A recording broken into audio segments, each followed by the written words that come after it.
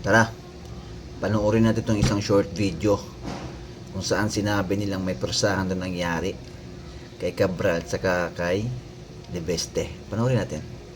Sa opisina ni Cabral at pupunta sa programming office sa kaparehong floor.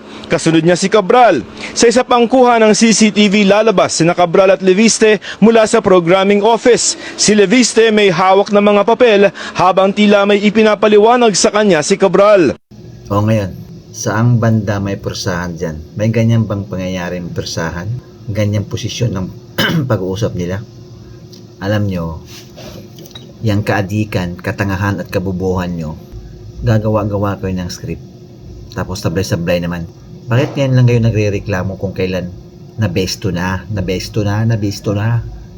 Ha? Kasi nalaman na ng lahat yung kalokohan na ginagawa nyo. Ang laman ng mga dokumento na yan. Ba't dati kung talagang nasaktan si Cabral, ba't di kayo nagreklamo? Basic, mga bobo bangag.